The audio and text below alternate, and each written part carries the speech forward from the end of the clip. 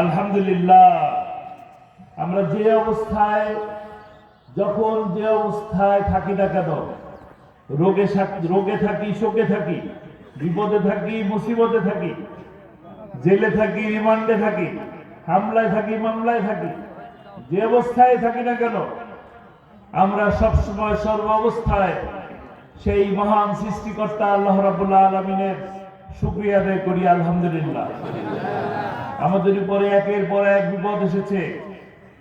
আমাদের যে বিপদগুলো ছিল সেগুলো ছিল কি? মানুষের সৃষ্টি, ষড়যন্ত্রমূলক।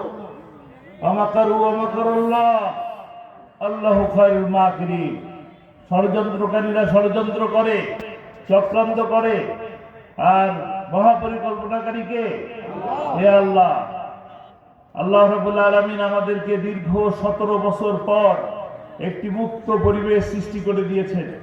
অনেক মানুষের জীবন, অনেক মানুষের রক্ত, অনেক আহতের বিনিময়ে তারপরে গিয়ে আজকে এরকম একটি সুব্যবস্থা, একটি সুন্দর পরিবেশ, একটি স্বস্তির পরিবেশ।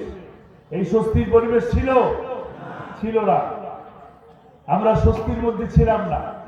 এরকম অনেক সময় গেছে যে সময়টাতে আমরা আমাদের নিজেদের বাড়িতে বাবা মার সাথে, সন্তানের সাথে, ভাই বোনের সাথে, স্ত্রীর সাথে রাত্রি যাপন করতে পারি না। আমি তো এরকম যদি এখন হাত তুলতে পারি তাহলে অসংখ্য মানুষের হাত উঠবে, যাদের সকলের নামে মামলা আছে, সকলেই জেল থেকে ঘুরে আসছে নাকি।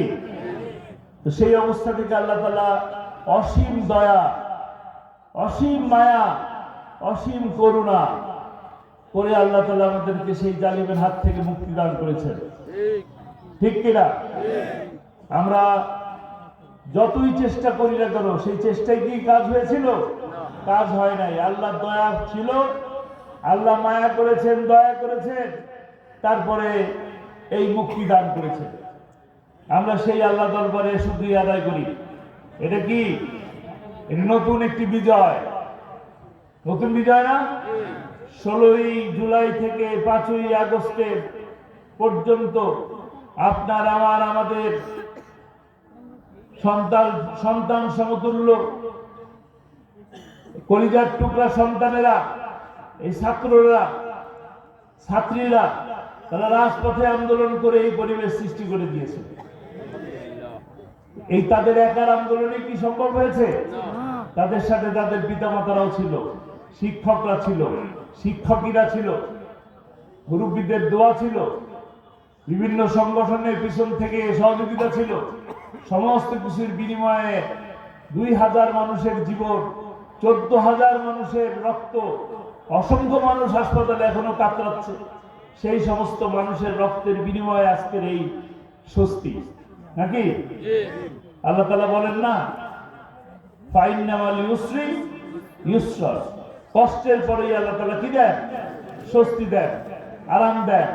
এই আরামই কি জীবন? এই আরামী জীবন না। আমরা দুনিয়াতে আসছি কতদিনের জন্য?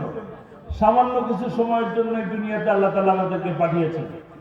এখান থেকে যদি আমরা সেই পুঁজিটা কামাই করে নিয়ে সেই আখিরাতের ময়দানে, অনন্তকালের জীবনে, চিরকালের জীবনে যদি সংগ্রহ করে না যেতে পারি, তাহলে এই জীবনে সফলতা আসবে না।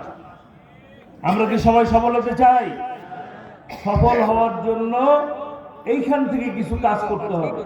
কাজগুলো কি?